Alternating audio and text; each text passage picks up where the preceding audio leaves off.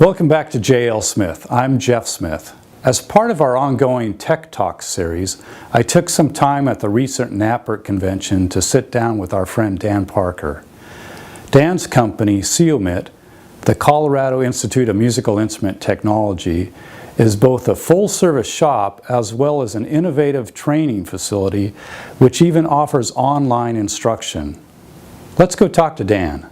Dan, what was the genesis of CEOMIT? Well, CEOMIT started, I saw a need in the industry for a way to get training for people that couldn't stop their life to go to a trade school, a standard trade school or technical college. Most of those schools are a one-year program, some are 18 months, 2 years.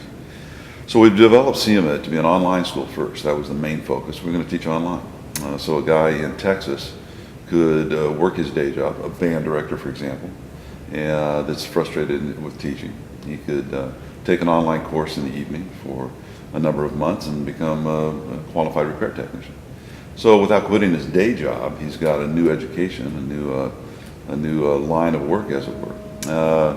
The online then developed into on campus, where people say, well, I'm not really comfortable online. Do you guys do on campus courses?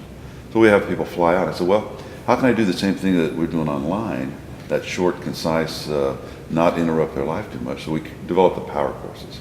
So we do the 1 week power courses. We even have 3-day courses, 2-day courses. And then of course all the way up to 9 months and a year programs as well. Trying to fit the needs, so that's how it developed, trying to fit the needs of other people out there that are interested in our trade, that wanted to change their occupation. And from there it went to, we're now doing on-location classes, where we fly to Africa or Haiti. I'm going to the Bahamas this summer. That's going to be a tough one. So that's kind of the genesis. I wanted to be able to help people that I knew in the industry, in other forms of the industry, such as band directors, music educators, sax players, people like that, that actually wanted to learn the trade. So you've built in a lot more flexibility into your programs than a traditional trade school. Exactly, right. Yeah. And how many people do you find are coming to you for one specific instrument that they want to learn how to repair? Yeah, that's interesting. That's a good question. We get the majority of the people come in really looking for brass classes. That's our most popular, the brass power course. So I'd say probably 60% of our classes are just that one brass power course. Did that surprise you? Absolutely. Oh yeah, I figured it's going to be nothing but saxophone players coming in. Hey man, I don't need to work on my axe, you know. Right. So we get a lot of calls from people wondering if it's for the hobbyist or for the player. I say, you know, you can do that. The courses aren't really set up for that. They're set up for career-minded people because it's pretty intensive. It's not cheap. You get tools with the class on the online classes. So there's a substantial investment you have to make. So that has weeded out anybody that wanted to do it from a hobby aspect. And what about the time investment with an online training? What is the typical timeline there for somebody you're working with online? Right. So what I'm finding is somebody will say they're interested in doing a flute class. We get a lot of gals that want to learn flute repair. So they'll take the flute class online, which is a total tuition time or teaching time is actually 16 hours for the online class. Okay. In 16 hours, somebody will take a flute student model, strip it down, and do a complete overhaul on that instrument. Polish, pads, corks, key mechanism, everything they need to do to get the instrument back up to snuff, tone hole leveling. So a little beyond just some basic repairs that a band director would do. What we find is once they've taken that one flute class, the next thing we know they're signed up for a clarinet class. Then boom, they're into a saxophone class. So a saxophone class then requires a little brass work.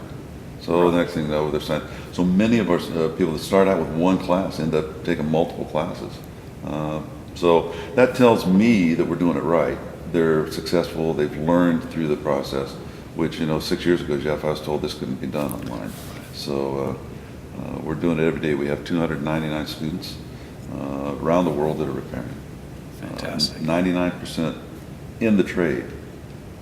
That's pretty high numbers. Right. So we're excited about that. When you're describing this 16 hours training on flute, it sounds like you've got a very scripted curriculum. Oh yeah, the syllabus is very strong. Is that so for everybody, or do you do also some custom training for maybe people that have already got certain skill levels? Sure. We just had a gal in from Canada. Her English was okay.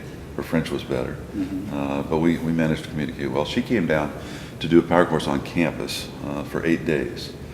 She went to one of the other trade schools has been repairing for 5 years. Never learned how to do tone hole replacement, tenon replacement, graphite banding. She didn't learn all that. They didn't have time in the standard curriculum at that Sure, school. of course. So she came down to take those courses. So she did an advanced clarinet class. She rebuilt a socket on a buffet clarinet, Nice. put in a new bell and center tenon, did graphite banding. And when we got to pinning, she said, "I'm scared to death." And I said, "Oh, don't be. What's the worst can happen? You go through the bore." So anyway, we showed how to jig that up so she wouldn't cut through the bore. So she goes home with a new set of skills. It's great for us because everybody is on Facebook. So we become their friends, and then we can see how they react to our classes when they get home. They post things, and pictures of what they did in the class and stuff, and the success they're having. And it's always fun to see the friends of them, congratulate them and encourage them more too. So kind of a cool thing. That's very cool. This woman from Canada was already in the trade, and you're helping her to kind of fill the gaps in her Right. understanding of Right. instrument technology. And then you have students that are coming to you as a novice that maybe have never taken their clarinet apart, and here you are. Or even taking touched them a through- clarinet. Well, okay, yeah. And some of us should never touch a clarinet. But so you've got quite a different range of students. How many of the students would you expect are going to become full-time professionals from that person who's never touched the clarinet? Right. A few years later, you've tracked some of these? Oh yeah, we've tracked all our students, so we know who are in the business and who are not. We have a requirement that you be 18 years old to come to school. We've broken that a couple times with a couple 13-year-olds. We don't do that anymore because we found what the 13-year-olds do. They did a wonderful job on the clarinet. But the problem is they don't know what they want to do in life. Most of the kids hit puberty, and then girls come into the life, and clarinets go back door. So now it's all 18-year-olds and up. So everybody that we've trained is in the business one way or another. I have a mom in Maryland who took the clarinet class specifically to buy and sell clarinets on eBay as a way to fund her children's college education. Oh, fantastic. I had a fastener supply salesman from Texas who took 7 weeks of power courses. My Lord, my brain hurt at the end of 7 weeks. I can't imagine what his was. Yeah. Went to Texas, opened up a shop in his garage. A very meticulous man, did everything right the first time, knew what his hands were for, very logically minded. First year in business, he did $20,000. He said, "Dan, I had to take a part-time job back at the fastener supply company." I said, "Well, if you did 20 grand in your first year out of your garage, you just hang on for another year or two." This last year, he did $59,000 in repairs after 3 years of 7 weeks of training. That's just amazing to me. That's fantastic. Out of his garage. He's a band dad. He had 2 daughters in high school band. He loved working with the kids in the band. Never touched a musical instrument in his life. But he had some skill sets.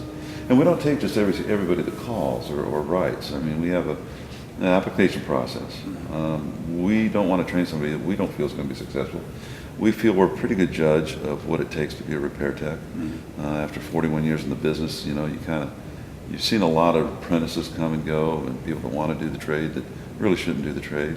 So we encourage them in a positive way that maybe computers is where they need to be. But it's fun. It's good. Like I say, 99% of our students are in the trade. So one form or another, either working for someone or setting up their own shop. So yeah. Fantastic. Well, it's been fun watching your success with this, and I wish you much future success. So Well, thanks for sitting and talking. You betcha. Absolutely, my pleasure. Thanks, Dan.